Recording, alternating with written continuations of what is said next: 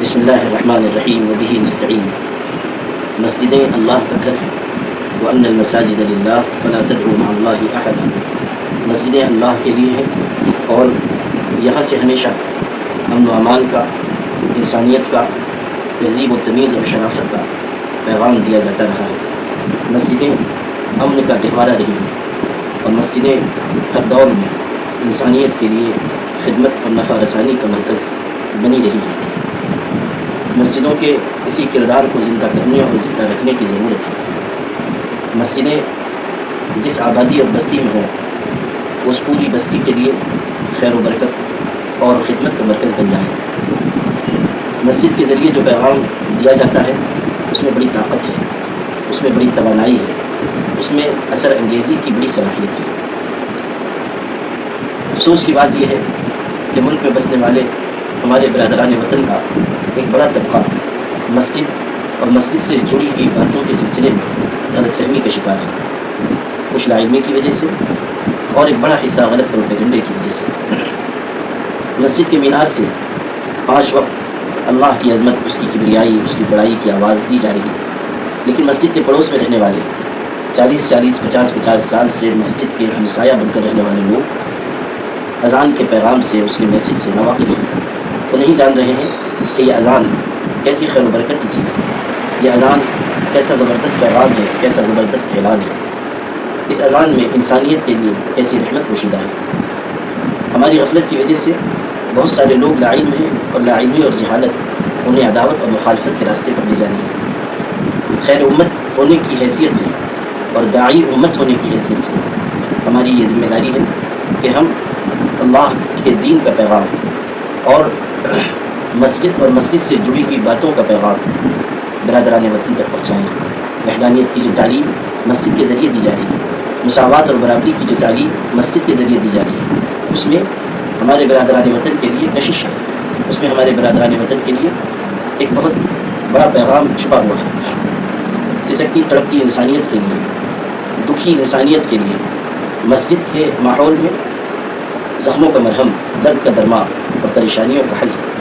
دبے کچلے انسانوں کے لیے مسجد کی وہ صفیں جن میں امیر غریب، عالم اور جاہل، بادشاہ اور رعایا کا فرق مٹا دیا جاتا ہے، ان کے لیے اس میں غیر معمولی کشش بھی ہے اور ان کی پریشانیوں کا حل بھی ہے۔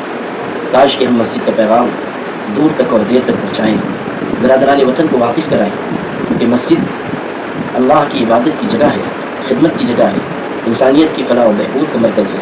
مسجد کسی غیر قانونی یا غیر انسانی سرگرمی کی جگہ نہیں ہے۔ یہاں سے وہ سب کچھ کیا جانا چاہیے جو غلط فہمیوں کا پردہ چاک کر سکے اور دور جانے والے لوگوں کو قریب لا سکے۔ ہمیں خوشی ہے کہ مسجد پریچی کے نام سے، مسجد تعارف کے نام سے، یہ مثالی مسجد کے عنوان سے ایک اچھا پروگرام شروع کیا گیا ہے جو چل رہا ہے، آگے بڑھ رہا ہے۔ برادران وطن کو دعوت دی جاتی ہے، انہیں مسجد کے مبارک ماحول میں بلایا جاتا ہے، بڑی محبت کے ساتھ، بڑی انسیت کے ساتھ، بڑی اپنائیت کے ساتھ، اور پھر مسجد کے نورانی اور عرفانی اور روحانی ماحول میں ان کی ضیافت کی جاتی ہے۔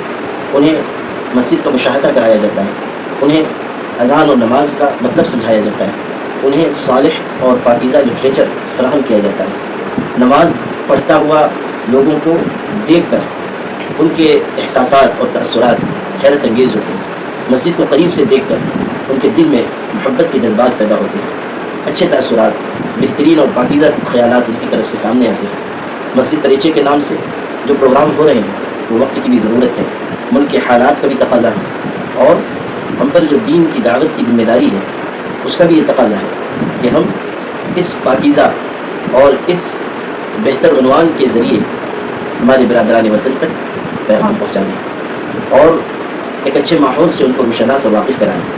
جو غلطی ماضی میں ہو چکی وہ ہو چکی، لیکن اب غلطیوں سے بچتے ہوئے اور غلط فہمیوں کا پردہ چاک کرتے ہوئے ہمیں آگے بڑھنا چاہیے اور اپنے برادران وطن کو مسجد سے واقف کرانے کے لیے، دین کی بنیادی تعلیم سے واقف کرانے کے لیے، اور ان کے ذہن و دل میں جو پراگندگی اور جو نفرت ڈالی جا رہی ہے اس کے ازالے کے لیے اس پروگرام کو عام کرنا چاہیے، اس میں حصہ لینا چاہیے، اس میں تعاون کرنا چاہیے۔ مسجد کے متولیان کی بھی ذمہ داری ہے تو اس جانب توجہ دیں، ائمہ مساجد کی ذمہ داری ہے تو اس کو اپنا کام سمجھیں۔ اسی طرح مختلف فرقے جو دین کے پیغام کو عام کرنے کا کام کر رہے ہیں وہ بھی اس میں بڑھ چڑھ کر حصہ لیں۔ جماعت اسلامی کے کارکنان اور کئی دینی اور ملی تنظیموں کے ذمہ دار اس کام میں شرکت کر رہے ہیں، اس کی سرپرستی کر رہے ہیں، اس کو آگے بڑھا رہے ہیں، لیکن یہ صرف چند افراد کا یا تو ایک جماعتوں کا کام نہیں ہے، یہ ہم سب کا مشترکہ کام ہے، اور ہمیں ایک مشترک ذمہ داری کے طور پر اسے قبول کرنا چاہیے اور اس میں حصہ لینا چاہیے۔ پتہ نہیں کہاں کب کس کے دل میں اسلام اور ایمان گھر کر جائے، کون غلط فہمیوں کو دور کرتا ہوا اپنے مالک سے، اپنے مولا سے قریب ہو جائے۔ ہم اس کے بارے میں کچھ نہیں جانتے، مگر یہ ضرور جانتے ہیں کہ اخلاص کے ساتھ، للہیت کے ساتھ کی جانے والی کوششوں کا اللہ کے ہاں بڑا اجر ہے۔ وکان اللہ شاکرا علیما، ان اللہ لا یضیع اجر المحسنین، لا اضیع عمل عامل منکم من ذکر او انثی۔ یہ ساری آیتیں ہمیں حوصلہ بخشتی ہیں، آگے بڑھنے کا پیغام دیتی ہیں۔ اللہ تعالی ہم سب کو اپنی ذمہ داریوں کو احسان و اخلاص کے ساتھ انجام دینے کی توفیق عطا فرمائے۔ وآخر دعوانا الحمد للہ رب العالمین۔